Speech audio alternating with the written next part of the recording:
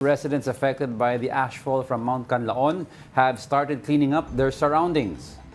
However, cleanup efforts are being hampered by the limited water supply, with some residents relying on a nearby river, also affected by the ashfall.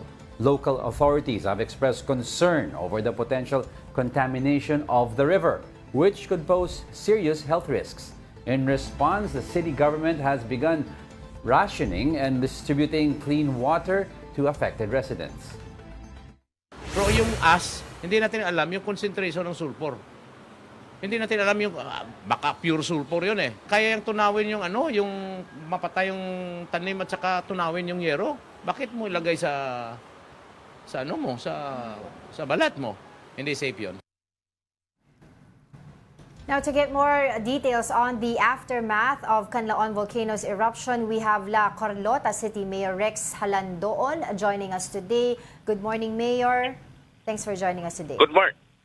Good morning po. Good morning po. Good morning. Hingi lang po kami ng update doon po sa nangyaring pagsabog nga po ng Mount Canlaon dyan. Kamusta po yung mga residente at kamusta po? May ashfall pa rin po ba? Hindi mga 1 to 2 hours lang yun kahapon, and then ngayon wala naman ang stop naman siya, pero that was the biggest ashfall I have ever seen dito sa La Carlota City, ever since I became mayor. More than the ashfall sang December 9, no? The initial problem would be the road, no?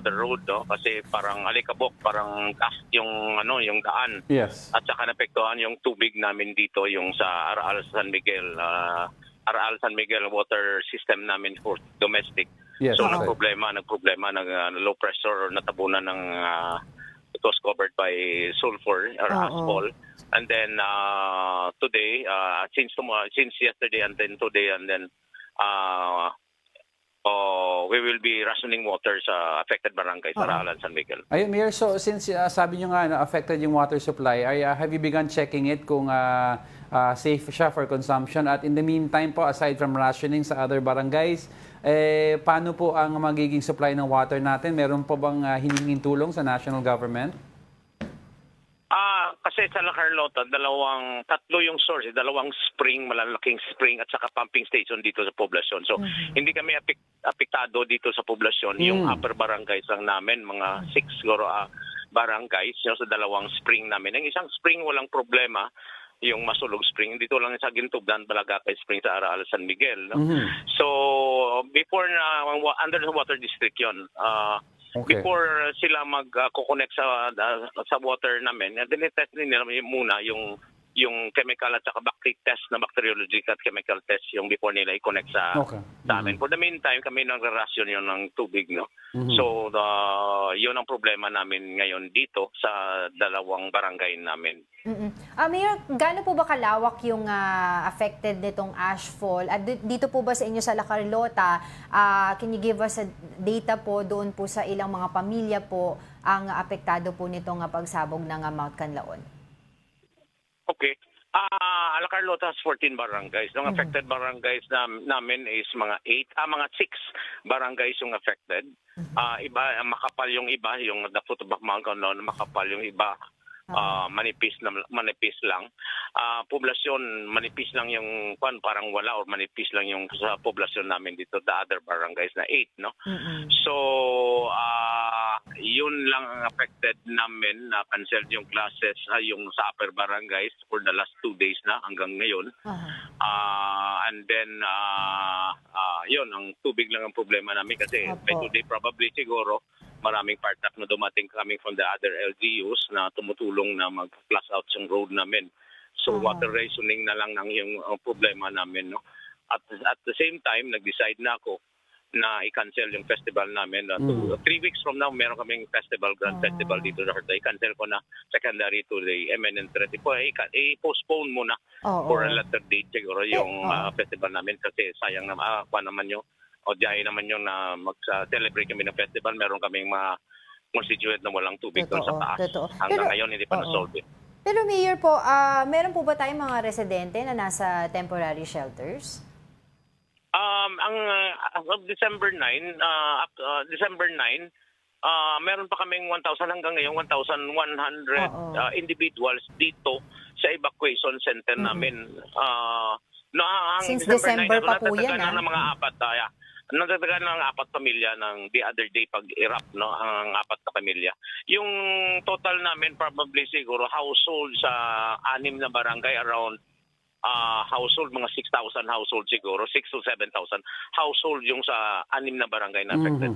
At saka syempre, Mayor, isa daw ang tinututukan daw dito yung quality ng air at saka yung mga apektado in terms of magkakaroon daw, baka tumaas daw ang incidence of respiratory ailments or diseases. May na-monitor na po ba kayo ng mga senior citizens or yung mga taong compromised ang health nila sa mga possible na magiging lung diseases?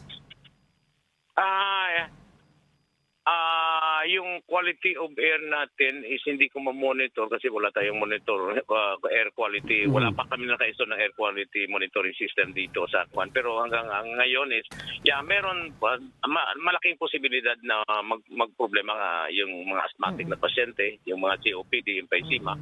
So, ang na-monitor ko lang parang 2 tao lang lang na admit ng hospital kasi naka-preposition na yung mask pag sa mga barangay, sa mga health center namin, naka-preposition in preparation kasi alert level 3 kami. Okay. No? So, nandun na yung mask, nag-distribute na lang sa every household meron na supply na mask and then gumamit sila ng mask hanggang ngayon. So, hindi masyado yung problema sa yung health problems natin sa Mayor, doon sa barangay natin. Opo, balikan ko lang po yung kaninang sinabi niyo kasi nakakabahala nga po na since December pa po itong number of families na nakatira po sa temporary shelters, and I understand sila po ay kasi nandoon malapit sa danger zone kaya po sila ngayon nasa temporary shelters. Wala po bang plano ang local government po ninyo dyan sa La Carlota na lagay na po sila sa mga bagong lugar para hindi naman po sila nandiyan sa temporary shelters lamang for the longest time? Okay. Merong plano yung national kasi wala na kaming sariling lupa doon na lalagyan sa kanila. Merong plano yung national sa contingency plan ng National Task Force Canlaon na meron silang kukunin ng mga lupa dito na in the long term plan na kukunin nila, sabi ng OCD, kunin lang yung lupa, patayuan ng mga bahay sa Kapuan, ng mga amenities.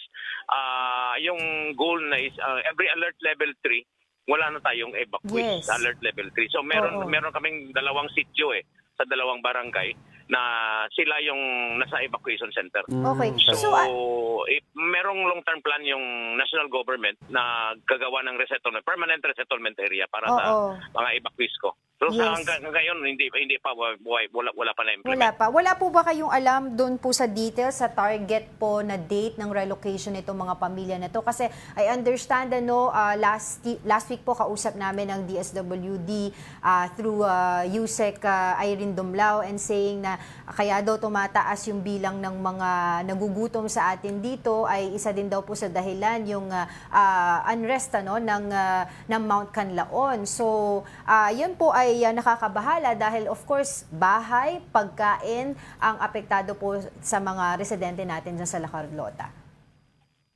Yes, totoo yun.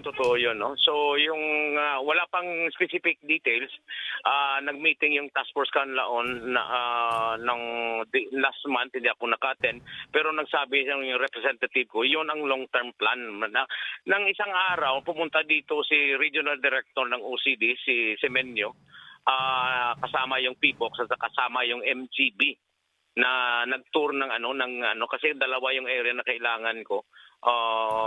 Sila nag-identify ng area. Sila yung OCD at MGB, Mines and Geoscience Board at saka PBOX nag-identify ng area na parang sabi nila, bahala na daw ang yung national government, yung bahala na sa lahat.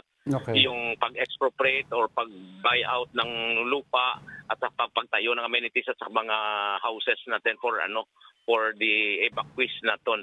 No, for the meantime, wala pang timeline yon. Ang sabi nila, baka this year or baka next year siguro. So, humingi pa nga ako, hindi pa ako nakarating yung additional na disaster fund ko na hiningi. Wala pa na national government na ibigay. So, sabi nila, within this month or next month baka darating yung funds. Kasi we need funds to operate yung evacuation center. We're spending more or less mga 50 to 70,000 a day para ipakain doon sa mga evacuees. And it's been going on for 4 months. Malaking tulong yung probinsya kasi oftentimes 1 month sila nagpakain sa amin Yes, sa that's mga right. evacuees. And then after that, Okay. kami naman and then yung food packs ng DSWD, malaking tulong din. Yes, Bumibigay namin sa evacuees every other week siguro yung food packs namin. At saka ngayon humingi ako ng additional 6,000 food packs for affected household but not displaced. Oo, Okay. oo, Sa 6 na barangay, all households Okay. sa 6 sa barangay kasi affected ng household. Humingi ako Okay po. sa DSWD at saka bibigay daw nila yung 6,000 na food packs. Alright. Alright, thank you for those updates. La Carlota City Mayor Rex Halandoon for your time. We hope to talk to you again for more updates.